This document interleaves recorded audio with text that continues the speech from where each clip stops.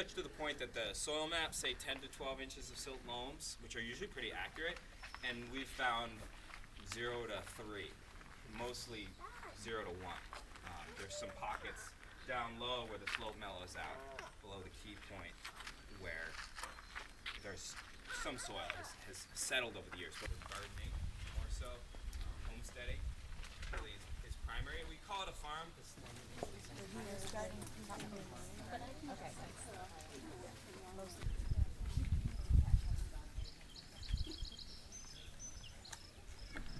north side of the pond and go back and forth in this field through about 3,000 feet of swales and ditches. So I think it wasn't until there was about an inch left that water was leaving the site.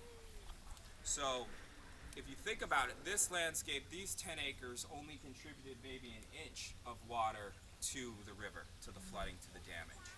But it's actually more than that because we're also capturing water off site. So we're slowing, spreading, and sinking water from landscapes above us. So the rice, this is the 4th year we're growing rice. This is the 3rd year that the paddies are in. These 3 paddies on this side are brand new. Those were dug like 2 months ago. And those ones were dug a couple years ago now. That's a big part of what we're trying to figure out here is how to allow the system to do the work for us, right? We know, we see all this water coming out this pond during a storm. We say, okay, we've got to slow it, spread it, and sink it more.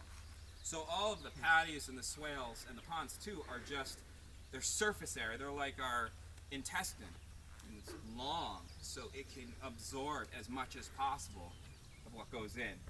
And putting it up is a challenge, and also a lot of the fields in very rough conditions. So growing growing any foddery crop you can and figuring out what fodder you can grow it first, then choosing your animals second is definitely key.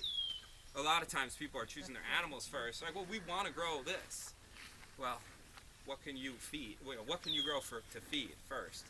So the barn is filled with nutrients right now that aren't being utilized because there's been sheep in it all winter.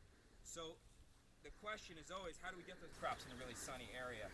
And the early change in the program was that I went down there against those white pines, which is the longest out that human beings have managed to grow for not just hundreds, but for thousands of years, over and over again. Staple crop.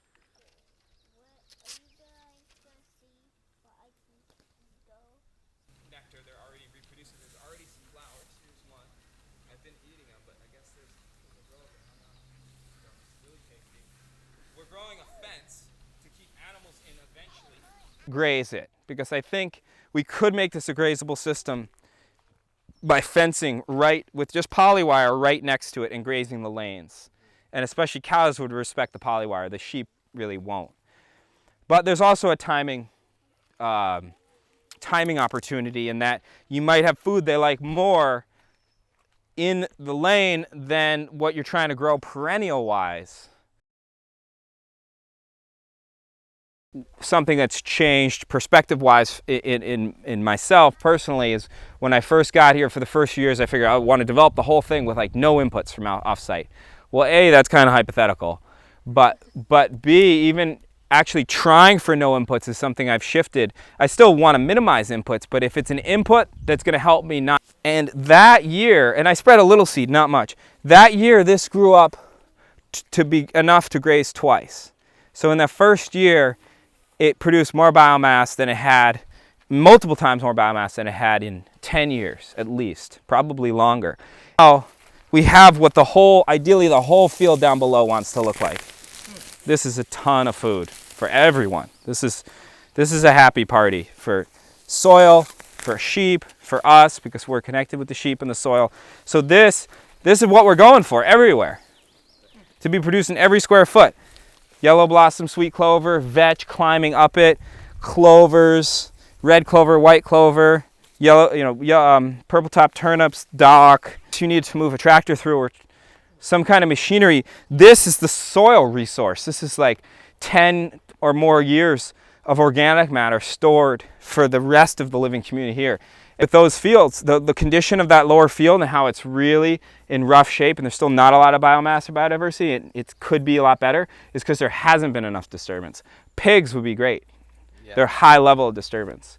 Fire is good disturbance sometimes. Machinery, animals. important principle is, what type of work are you doing? Don't just design and plan around the number of hours, but scything something you could do for a week, 4 hours a day for a week. And if you're conditioned for it and know how to do it, it's really enjoyable. Whereas you wouldn't want to be pushing boulders around. And it grows. It's so reliable, and it's like a way of you're definitely going to get nutrients out of rough soil pretty much year after year, and improve your soil in the process. And if we don't need it or want it after a while, cut it all down like the black locust, and then we could plant whatever else will do better because it was there. Randomly here, or just in lines, but without the swales. And this is 15 minutes in the mini excavator and an hour of hand work to plant and mulch